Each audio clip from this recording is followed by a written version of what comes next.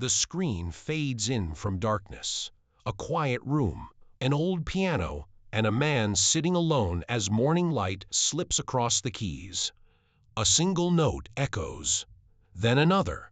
The voice of the narrator enters softly, before the applause, before the glittering lights of ABBA.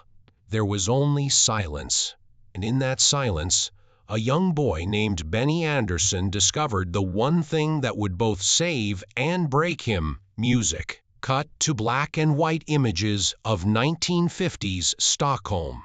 A small boy with curious eyes sits beside his father, watching as he plays the accordion. The camera pans across worn wallpaper, the sound of laughter and cigarette smoke filling the room. Benny was born on December 16, 1946, into a modest Swedish family. His father, Gösta, worked for an electrical company. His mother, Layla, sang around the house. There was no luxury, no spotlight, just rhythm and melody. Music was not taught to Benny, it lived in him. At 6, he played his first tune on the accordion. By 10, he could hear a melody once and replay it perfectly. But behind that gift was something else, a deep, wordless melancholy. Even as a child, Benny preferred sitting alone, letting the hum of the accordion fill the empty space around him. He was a quiet child, an old friend once said. He smiled, but his eyes were always somewhere else, as if he heard things no one else could. The narrator continues, in those early years, Benny learned that music could speak the language his heart could not. But every gift comes with a curse, and his was that music never stopped speaking, even when he wanted silence. The piano sound fades into the distance, replaced by the faint sound of rain. Stockholm, early 1960s. The air smells of gasoline, youth, and rebellion. Teenagers with slick hair and guitars fill coffee bars and dance halls. At 16, Benny drops out of school. He joins a local group, Elverket Spelmanslag, and starts performing in small clubs. The applause is small, but real. And for the first time, Benny feels seen. But fame, even in its smallest form, comes with a price. Nights on the road blur together. He drinks, laughs, pretends to be carefree. Yet, when the lights go out, the silence returns, sharp and unforgiving. He wasn't chasing fame, a bandmate once recalled. He was chasing a sound, something pure, something that could fill the emptiness inside him. Then, fate intervenes. In 1964, Benny joins the Hepstars, one of Sweden's most popular pop groups at the time. They become known as the Swedish Beatles. Girls scream, cameras flash, and Benny, the shy boy from a working-class family, becomes a star. But the more he smiles for the camera, the more hollow it feels. Inside, he carries a loneliness that fame cannot cure. The narrator whispers, "It's strange how success can make the silence louder." Behind the glamour, his life is in chaos. He falls in love with Christina Gronvall, a fellow musician. They have 2 children together, Peter and Helene. But Benny, caught between music and responsibility, begins to drift away. The tours never stop, the drinks flow, and the distance between him and Christina grows. In 1966, he leaves her. The image of her crying on the doorstep becomes one of his deepest regrets. Years later, he would admit that walking away from his family was one of the hardest and most shameful choices of his life. "I thought I was chasing music," he said once, "but I was really running from myself." It's 1969. Benny meets a young singer named Annie Frid Langstad, Frida. Her voice is soft yet fierce, her smile tender but hiding storms of her own. They connect instantly, 2 broken souls who understand the pain behind each other's melodies. At the same time, Benny meets Bjorn Ulvaeus, another songwriter with dreams larger than life. Together, they begin creating something extraordinary, a sound the world has never heard before. By 1972, Benny and Bjorn's collaboration leads to the formation of a group with their partners, Annie Frid Frida and Agnetha Feldskog. They combine the initials of their names, ABBA. It wasn't just music, the narrator says softly. It was escape, a place where they could hide their heartbreak in harmony. When ABBA wins the 1974 Eurovision Song Contest with Waterloo, the world explodes with color. The shy boy from Stockholm has become an international icon. Crowds cheer, cameras flash, and money flows like rivers. But behind the smiles, the emotional cost begins to show. The long tours, the public scrutiny, the fragile relationships, they begin to crumble. Agnetha and Bjorn's marriage collapses. Frida and Benny's love starts to fracture too. They write songs like The Winner Takes It All and Knowing Me, Knowing You, melodies that sound like heartbreak wrapped in glitter. It was painful, Benny once admitted.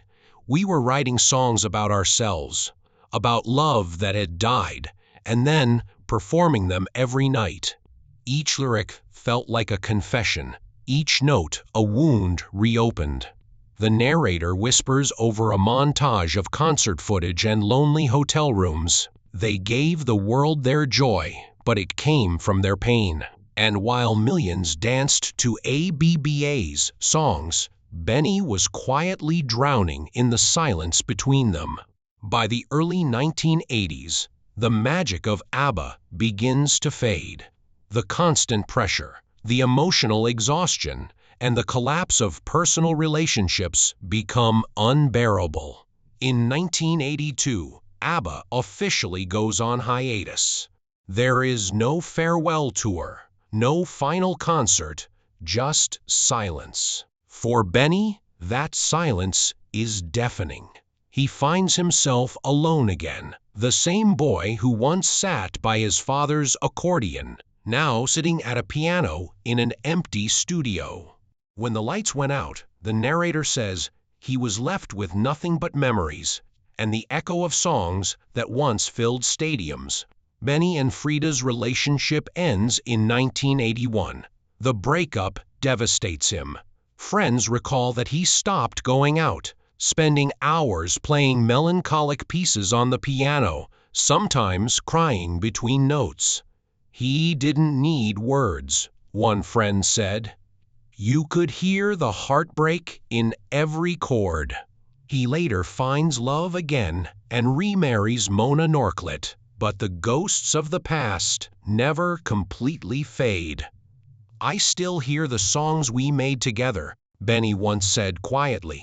Sometimes they comfort me, sometimes they hurt. As the narrator speaks, we see imagery of empty arenas, glittering costumes gathering dust, and Benny walking through the snow-covered streets of Stockholm, older now, thoughtful, lost in a melody only he can hear. Fame fades, the voice continues, but the music never does.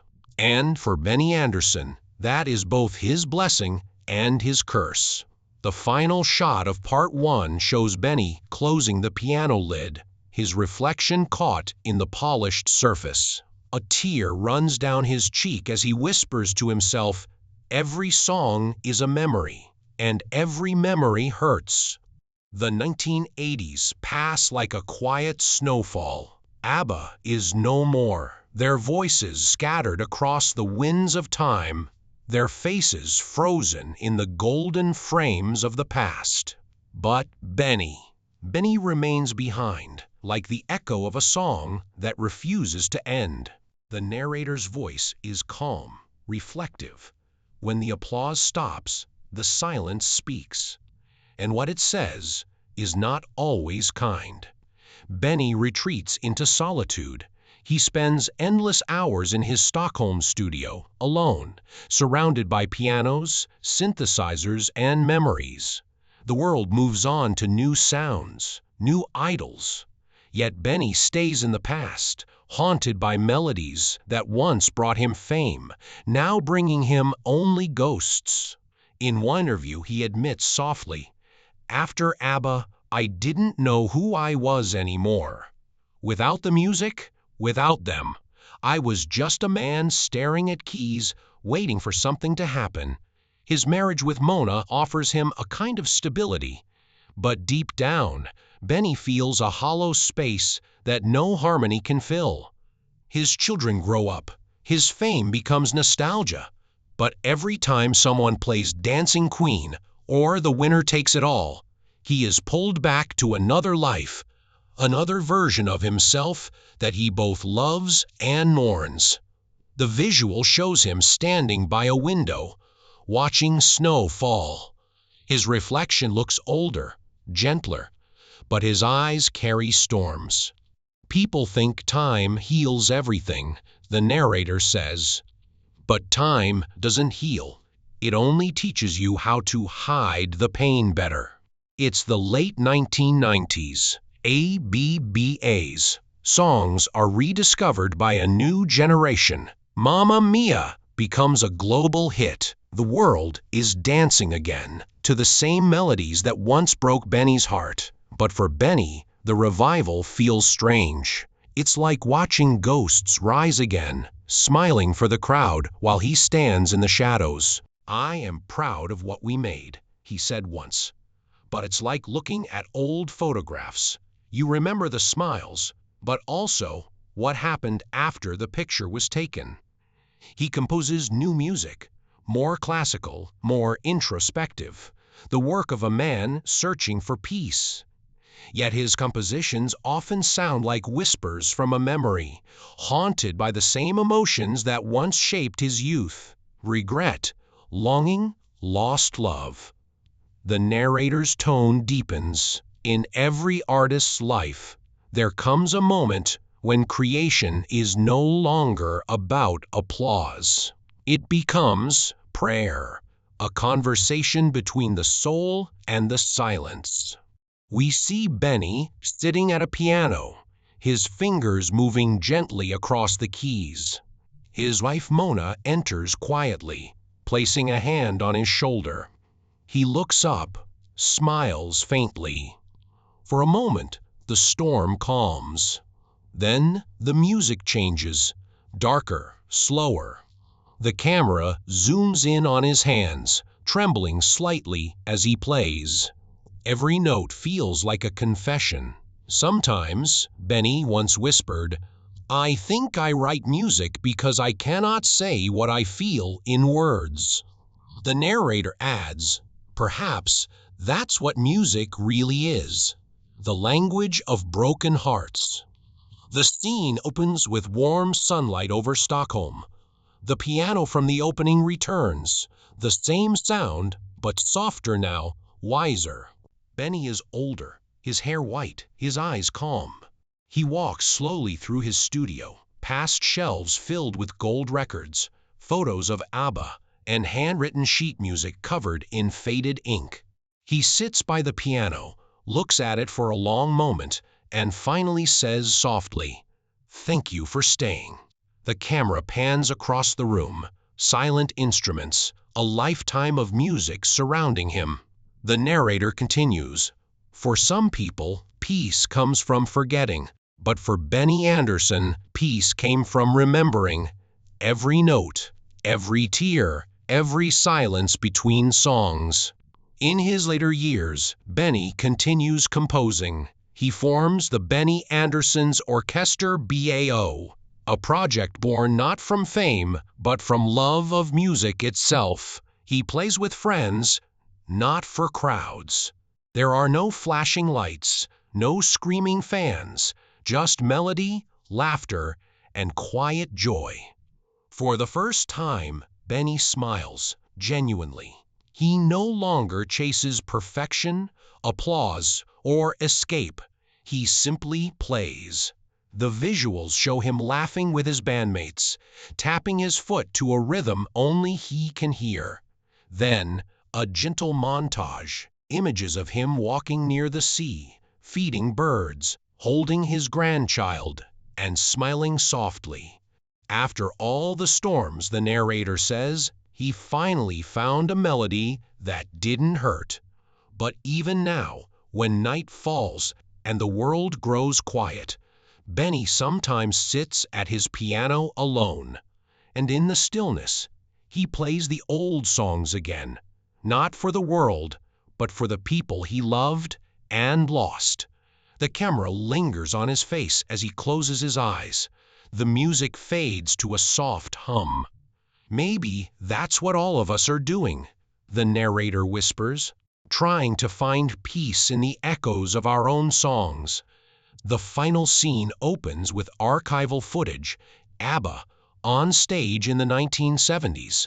Bright costumes, shining lights, and 4 young faces filled with hope. Then, slowly, the image dissolves into Benny today, older, thoughtful, seated at his piano. The narrator speaks softly, almost like a prayer. We remember him as one of the men who changed music forever. But behind every chord he wrote, there was a story of love found and lost, of loneliness, guilt, and grace. Benny once said, "Happiness is fragile. You don't notice it until it's gone. But music never leaves you."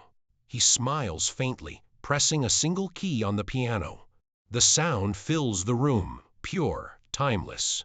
And maybe, the narrator concludes, that's why his songs still live on, because they were written not by a pop star, but by a man who understood sadness, who turned pain into melody and silence into something eternal. As the piano melody rises, we see clips of ABBA through the years, their laughter, their tears, their legacy. Then, Benny alone in the present day, looking out a window as snow begins to fall again. He whispers quietly, almost to himself, "Music is memory, and I remember everything." The final shot fades to black. On-screen text appears, Benny Andersson, still composing, still listening, still healing.